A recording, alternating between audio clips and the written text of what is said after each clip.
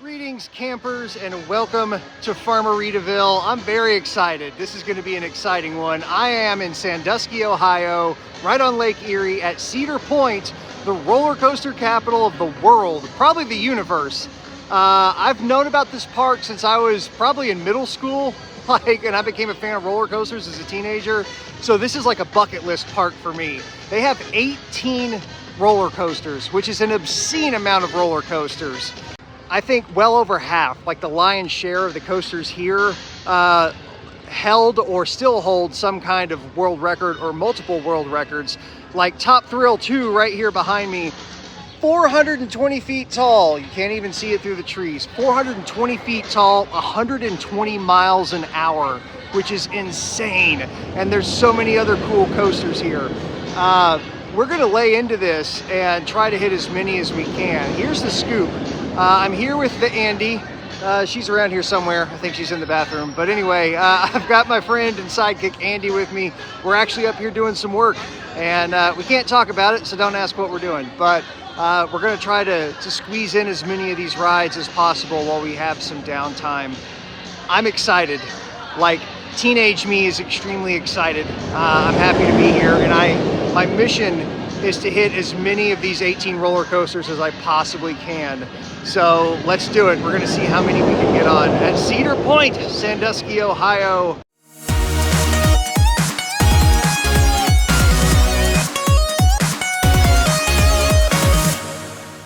One thing that I did not know about this park, I mean, it's known for the roller coaster collection that it has. It's got a lot of other great rides as well, but being on the lake, it's its own island. I mean, there's one road in and one road out, and that's it. So you're completely surrounded by water.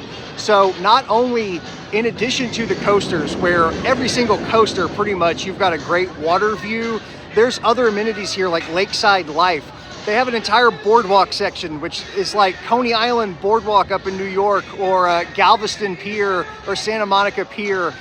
There's all these great waterfront rides. There's a beach. You can swim in the water. I keep wanting to say swim in the ocean, but it's not the ocean. It's one of the Great Lakes, Lake Erie. The Breakers Hotel, which is their really nice, awesome signature hotel. And you can get rooms like right there on the beach, like overlooking the water. And there's Sandbar, beachside bar. They have an event called Boardwalk Nights that happens during the summer. And it's amazing. And then on the other side of the island, there's a campground where you can get waterfront cottages to rent. You can also rent boats, jet skis, all the water sports toys.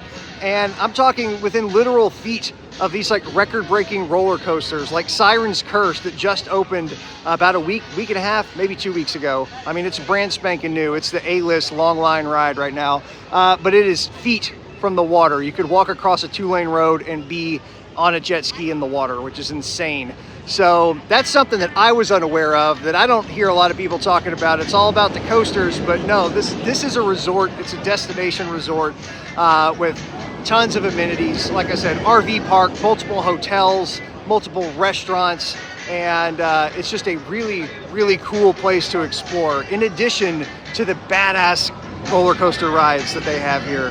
Up first on the list, we have Iron Dragon. I have no idea how old this is, but it's one of those cool old suspended coasters where you're under the track, but unlike like a B&M 4-seater across, like the cars swing and pivot as you fly around the track. So it's got like a really cool gliding motion.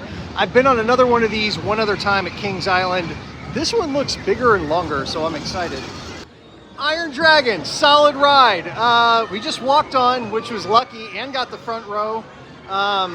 Really cool. These types of suspended coasters are relaxing. I think I like the Bat at Kings Island a little bit better because it weaves around in the woods. This is like right in the middle of the park, so there's never, I mean, it's just in the middle of everything, but good coaster. It's got a double lift hill, so it's a nice long ride, very smooth ride. First one, very pleased. Up next on our coaster buffet is Rougarou, which is like a fancy old school word for werewolf, and it's a floorless coaster, which is pretty badass.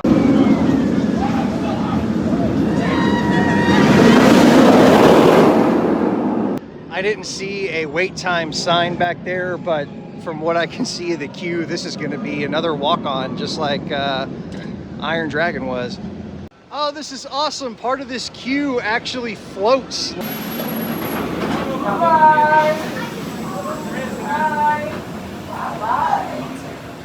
Rougarou, as Andy is demonstrating. Great. Honestly, like 75-80% of it, awesome. There's one little part near the end where you kind of get some headbanging action, but really the back half of it after the trim breaks, it feels very similar to Hulk at Islands of Adventure, but there's no floor. Solid ride. 2 down. We're a ways away from Rougarou now, but something I wanted to mention that I noticed, that was the first like really tall one we did, and that whole aspect of this park being surrounded by water, like it's on Lake Erie, it's a peninsula. You could see all the way around in front of you was just water, and not like a lake water. I mean, as far as you could see water in some directions with no discernible landmass on the other side, which was a really freaking cool experience to have from a roller coaster. That's just the first one. I know there's going to be more when we get on some of these other tall rides, but it's pretty dope.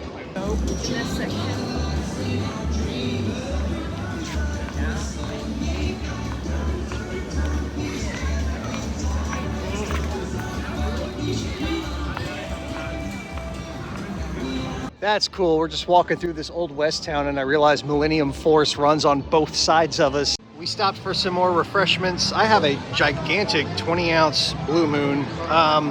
We're in like redneck Frontierland, I think they call it. Frontierland, we'll go with that. Old Western town. But there's a coaster over here called Maverick, which I've had my eye on. The trains are short, it's 3-car trains, but this thing glides around the track like a bullet. I mean, it is ridiculous how quick this thing looks from the ground. And we've kind of walked past it on different sides already. And it just looks like a really, really fun ride at high speed through some really scenic landscape. So definitely gonna check that out. And hopefully I can finish this gigantic Blue Moon first. Here's another one. It says 45-minute wait, but it doesn't look like it. Woo! I swallowed bugs. Yeah, Andy and I both swallowed bugs.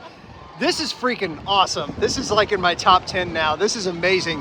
I was right when I said from the ground it looked like the trains are darting around like super high speed. They are. I mean, you're going high speed, but what they did right with this ride is sharp turns, high speed. I think 3 or 4 inversions, wasn't that many, but the restraints, they did well with the restraints. They were very comfortable for the sharp turns at high speed, and then the sharp inversions, which are like almost all corkscrew type turns like these two right behind me. Really comfortable ride, really fun ride. You can see the landscape, some of it. It's ridiculously fast. It feels ridiculously fast the whole time. Like it never slows down. Like a lot of rides start quick and then near the end it kind of This is like Velocicoaster in that it's just fucking goes. And now this is why this is the Cedar Point that I came to see. We're hitting Steel Vengeance next. There it is. This is one of those there it goes. This is one of those wooden hybrids. Now it's called Steel Vengeance. They got steel track.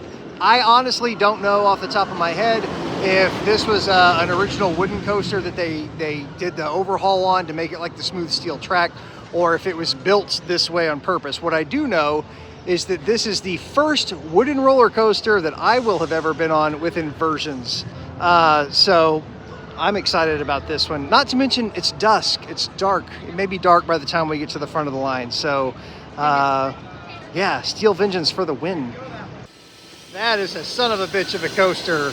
Absolutely awesome. I think I counted 4 inversions. Those corkscrew inversions are so smooth you hardly realize you're going through them.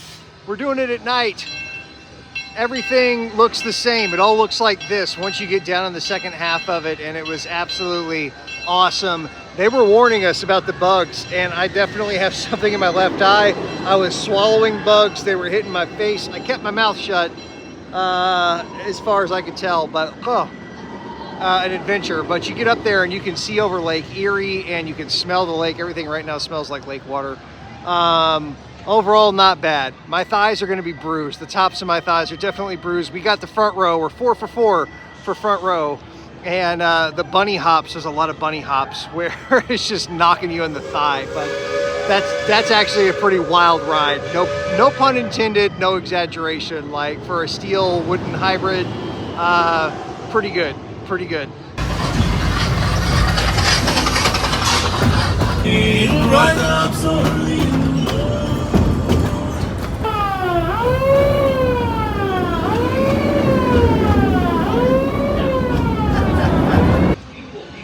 I finally got all the bugs picked out of my teeth from Iron, whatever it was called. Dragon? Steel Vengeance, not Iron Dragon. So now, 4 out of 5 done, and now is the Mac Daddy. I'm gonna hit Top Thrill Dragster, or Top Thrill 2, they redid it. I'm watching it cycle right now, it's insane. Andy wants to sit this one out, so I'm going solo on this. But this is insane. 420 feet tall, 120 miles an hour.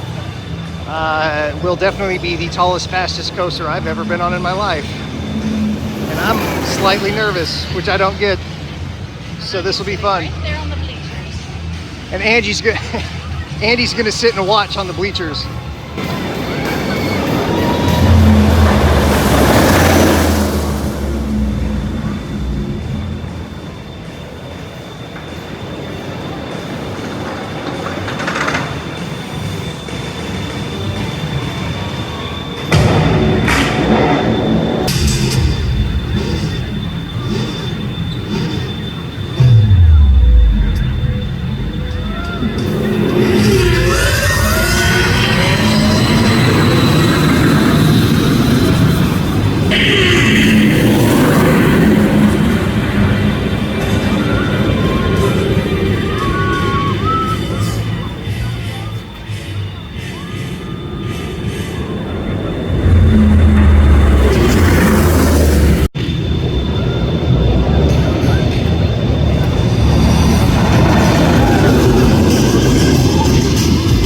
Holy shit, I feel like my eyelids are peeled back on half of that.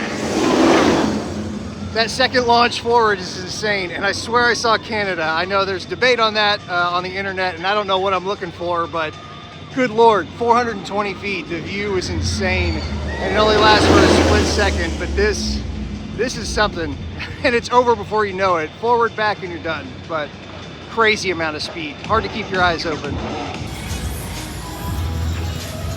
I'm walking down the street near the front of the park and talking over the background music. Sorry, YouTube, that's how it works.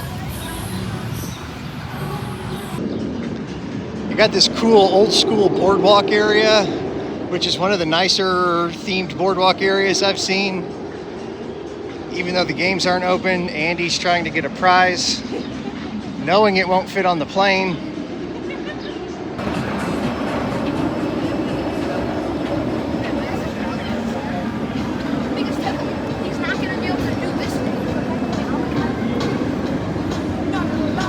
Next up on our coaster buffet is Gatekeeper. This, I don't remember what year this opened, but I think it's relatively new. I remember seeing some press on it.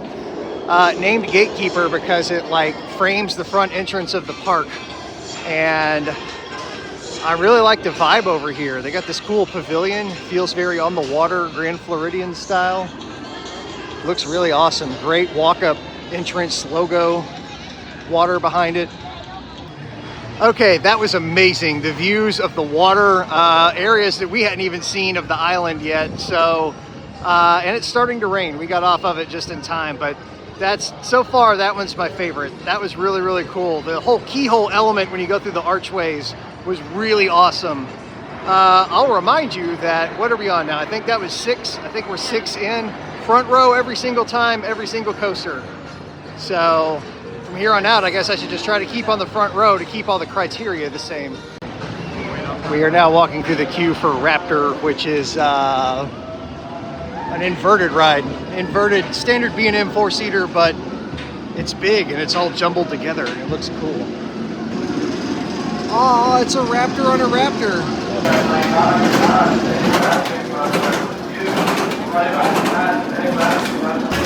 Quarterback ride, that was alright.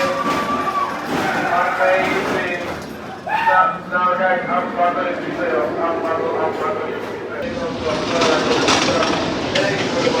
Man, that was probably the most violent inverted coaster I've ever been on. But I noticed something else as we were getting off the train, and I've noticed this in all the other ones, the bugs up here, because we're right on the water.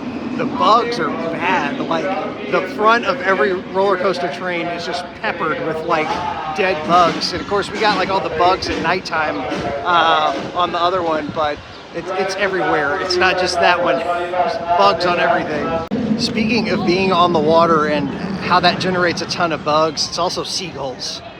Like, Sandusky feels like the Orlando of the Midwest. There's a ton of touristy stuff. Cedar Point has their hands in a lot of things. There's they got multiple themed hotel resorts on property. They've got a couple water parks, like an indoor water park. They've got a ton of stuff in this town, and it's a small town. But the people who really own this town, the seagulls. The damn seagulls are everywhere, and everything is covered in bird poo. Like, case in point, yeah, we see some, they're right in front of us. I can hear some. Earlier by Gatekeeper, I pointed at that building off, and that is the Grand Pavilion Restaurant and Bar. The restaurant's downstairs, and upstairs where we are right now is the bar. And of course, I had to get a margarita. This is the only size it comes in. I asked her, I'm like, is there a non-goofy glass? And she's like, no, you're gonna suffer if you want your frozen drink.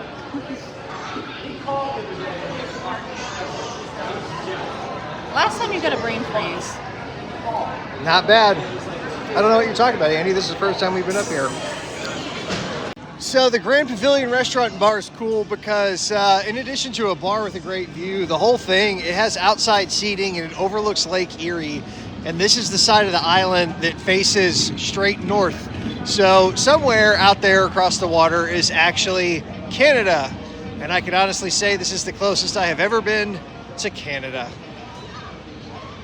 We're on the boardwalk for Boardwalk Nights. It is a little bit rainy. This event started last night. This is night 2, and this runs for a month from late July to late August. And right behind me here is my favorite ride so far, Gatekeeper. Where's the sign? Shit, I can't point. Anyway, yeah, it's right there behind those guys. And then the actual Gatekeeper's over there behind Andy. But that's definitely my favorite coaster so far, but we're not done yet. There's more to do. So, yeah, right now, you saw Gatekeeper. Well, you didn't see it. We saw it. Gatekeeper's point of view from up there, right on the water. I mean, that's part of what makes it amazing is the view. Right now, it's overcast and it's sprinkling. It's not too bad. Back there's the bar and restaurant we just came from. And there's the park. This is the second night of Boardwalk Nights, which is a annual thing they do here on the boardwalk and beach area. The rain seems to have run a lot of people off because earlier we got here, before we went and got margaritas upstairs, a little earlier, there was a bunch of people, and now there is not a bunch of people. And I suspect there's a lot of outdoor performances, bands, there's a high dive show, there's a couple of circus acts, and some of those are supposed to be going on right now, but I don't see it happening. And it's just like a slow, lazy, like rain. There's no lightning. I know that because like the roller coasters are still going, the high rides are still going. Those closed down for lightning. But we're checking out Boardwalk Nights over here. And honestly, I'm not complaining because it's the middle of July, it's late July. And it's like 78 degrees and cool and damp. And this Texas boy is not used to this shit. Really not. Well, I had hoped to show you more of the Boardwalk Nights over here, but it got rained out. So we are cutting back through the Breakers Hotel, which is very people-y and gross. And yeah, I think this is it until the next thing happens. But so much for Boardwalk Nights. I still have a cool take-home glass from the sandbar. And by glass, I mean plastic. This is no BS, no exaggeration. We're walking out of the Breakers Hotel, and it smells like syrup, like maple syrup. We both smelled it, me and Andy both. So I don't know if... We've both been drinking. No, we're both completely sober. But I don't know if it just wafts over from Canada or what. It's crazy. Blue Streak is the oldest coaster here. It opened in 1964. And it's just a little out and back wooden coaster, nothing fancy about it. It's completely painted sky blue, and right now the park's pretty busy, but it has a pretty short wait. So I'm gonna try to do it and a couple of these other smaller coasters that don't have a very long line right now.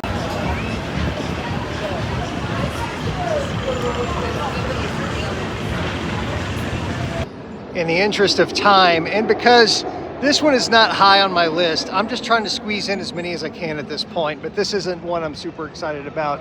I'm gonna forego my front seat and break the streak on Blue Streak, go figure, and just take like the first row that I can hop into. Blue Streak, old, wooden, out and back, as advertised, no surprises.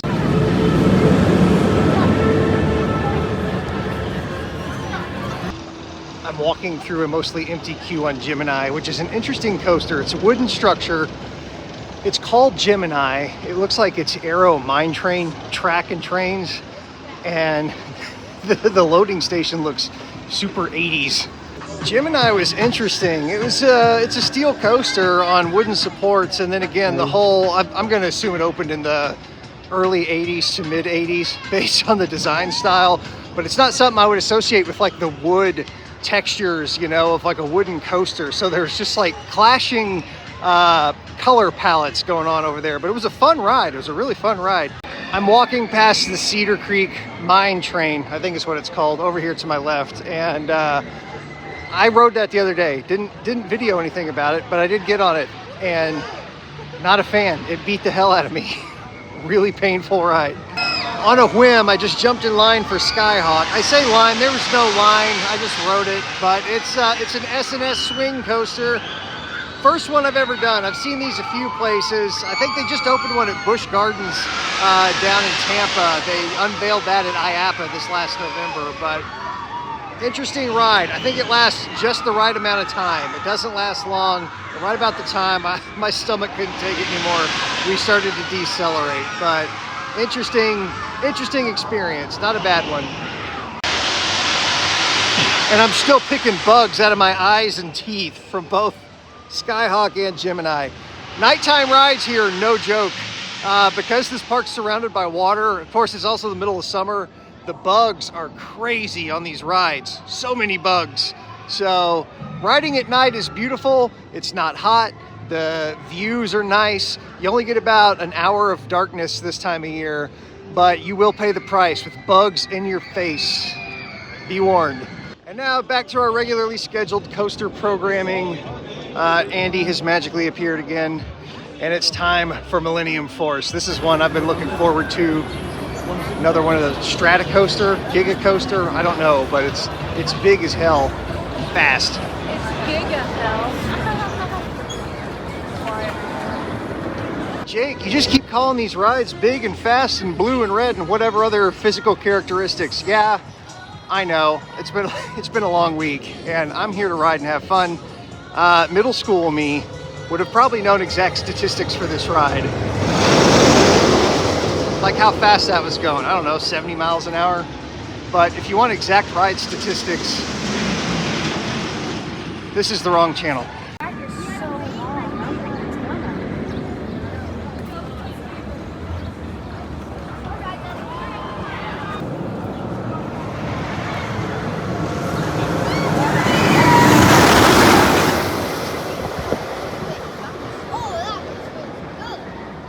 Oh man, that was good shit.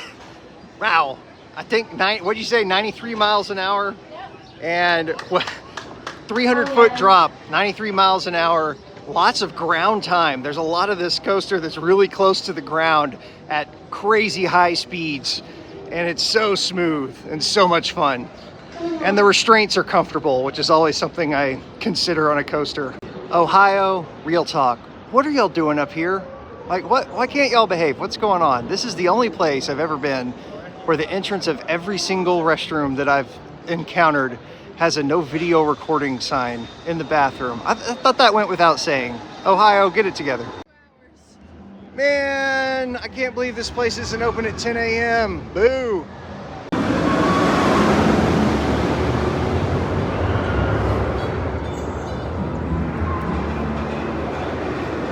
Well, Fort Sandusky is a bust. It looked like you could go up in the tower. They should put a bar up in the tower. That's what they should do. Here's a map of the Frontier Trail, and the China Shop and the Panda Express are not the same thing. Don't get them confused. They have a barnyard here with live animals in Frontier Town. And I think there was an area back there we passed. It looked like trail rides or like at least little pony rides on the circle. It was closed. Frontier Town's always closed. I'm talking over the loud banjo music because YouTube doesn't like music, but I will say this about Cedar Point. I am very impressed with their park sound. Like the zones, like what music playlist they've got kind of going in what areas is a good fit, but the quality, really good sound system, good speakers, great sound quality as you're walking around. And right now, while it's still pretty empty, very loud. It was time for a beer break, so we stopped. I got a lovely Yingling. And the young lady at the beer stand was from Ecuador. And that's something else I've noticed here is there's a huge student population. It's largely like high school, I guess college kids mainly, working throughout the park. Because on the way in here, you pass huge chunks like apartment complexes and dormitories, because this is a very seasonal operation. Like I mentioned, we're almost at Canada. So even though it's the middle of July and it's like sunny and 75 and there's a great breeze, it's insane to me that it's the middle of summer. So that means that the other half of the year, it's a frozen wasteland that I would be absolutely miserable in. So it's an extremely seasonal operation. They literally run just under 6 months out of the year. So lots of student workers, just like Disney College program. Pretty cool. Meet a lot of interesting people from all over. Found a shady corner over here by Top Thrill. I got to finish my beer before we hit the next one, which is going to be Magnum XL 200.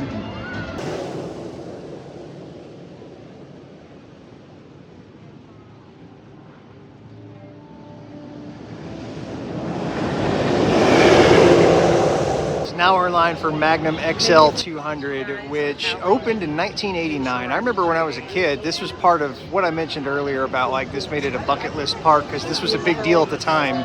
Not as long of a wait now as some of the other coasters here, but like the original hyper coaster, they call it, which is a really tall, really fast coaster. Man, wow.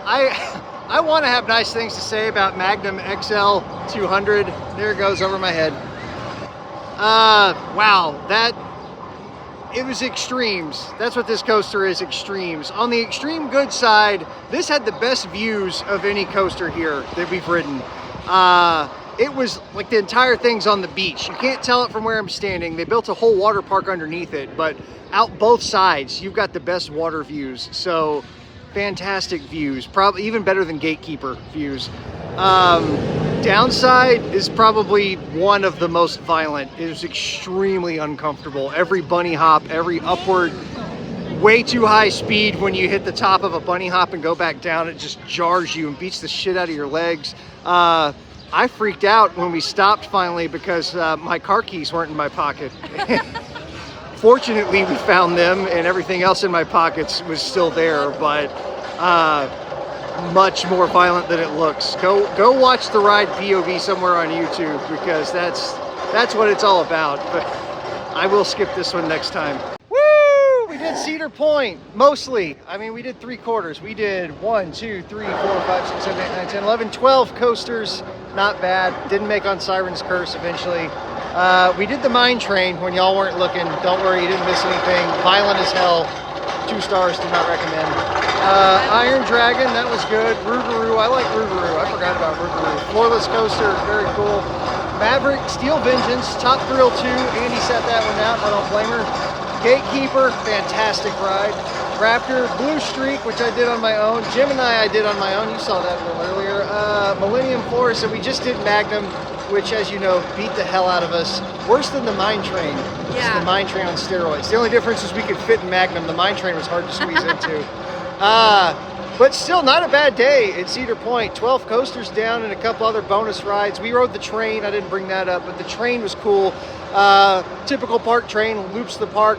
Got a lot of animated scenes with like skeletons and stuff, and really in-depth animations that they take care of, which I appreciate. Fire. My top three. Andy, do you have a top three? I What do were have your a top. favorites? I know my favorites. Gatekeeper, number 1. Gatekeeper, I agree on that one. Number 1, hands down my favorite. And then Millennium. Yes, that's my number 2 is Millennium. Smooth as hell. Millennium was awesome. And then Steel Vengeance. Steel Vengeance was your 3. I think for me it'd be Maverick. And Maverick was a close 2 till we did Millennium. Maverick was pretty dope. I gotta come back. I gotta hit Valraven. I gotta hit Siren's Curse. I gotta hit other ones I can't think of the name of.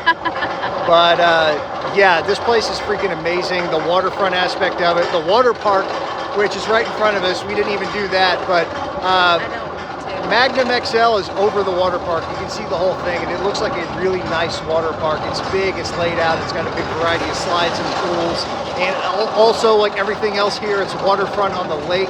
So this has been a dope ass time. I have to get the wife to come back up here to Cedar Point. She would love Top Thrill Dragster, 120 miles an hour, 420 feet tall. Hey, I memorized the stats on that one. Anyway, I'm probably putting recommended videos right here over Andy's face. If you like this, subscribe, watch some other shit that I did. If not, I don't really care. This is a hobby of mine. So I'll see you guys on the next one, probably whenever and wherever that is. I don't know. Farmer out.